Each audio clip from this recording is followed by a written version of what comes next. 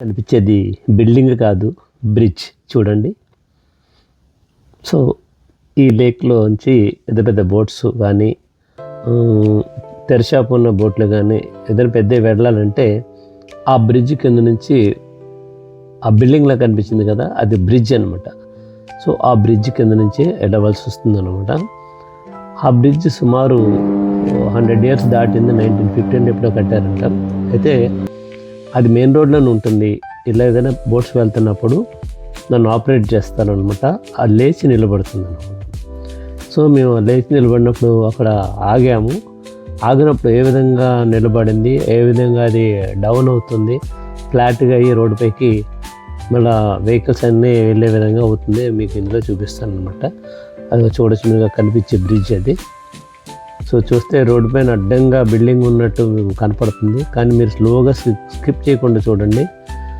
Hydraulic system ద్వారా స్లోగా అది ల్యాండ్ మీదకి అవుతుందన్నమాట. స్లోగా బ్రిడ్జ్ ల్యాండ్ అయిపోతుంది. ఆ ల్యాండ్ అయిపోయిన తర్వాత ఆటోమేటిక్గా వెహికల్స్ అన్నీ కూడా ఆ బ్రిడ్జ్ మీద నుంచే వెళ్తాయి అన్నమాట. సో అది లేచి నిలబడి ఉన్న బ్రిడ్జ్ అది. అక్కడ చూడొచ్చు మీరు, స్లోగా ల్యాండ్ అవుతుంది అది.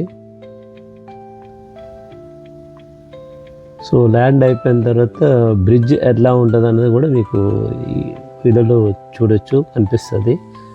సో చూడండి, ఆల్మోస్ట్ 50% దిగింది. ఇంకా ఆల్మోస్ట్ రోడ్ లెవెల్ అయిపోయిన తర్వాత వెహికల్స్ అన్నీ మామూలుగానే వెళ్తాయి అనమాట. అవతల కనిపించే బిల్డింగ్స్ అన్నీ కూడా ఈ బ్రిడ్జ్ నుంచి వెళ్ళాలి. సో మ్యాక్సిమం అది ల్యాండ్ అయిపోయింది. సో మేము త్వరలో కారు దాని నుంచి వెళ్తాం అనమాట. మిగతా కార్లని మా ముందు నిలబడిన కారు కూడా అవన్నీ అదే లైన్కి వెళ్తుంటాయి, చూడొచ్చు.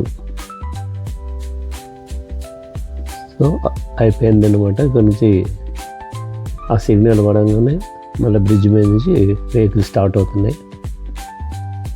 అది సో బ్రిడ్జ్ పైన ఆ విధంగా ఉంటుంది రైలింగ్ అని.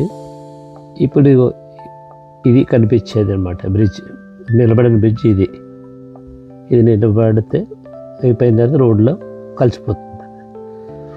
సో ఇట్లా మీకు వీడియోగా నచ్చినట్లయితే మీ ఫ్రెండ్స్కి షేర్ చేయండి, లైక్ చేయండి.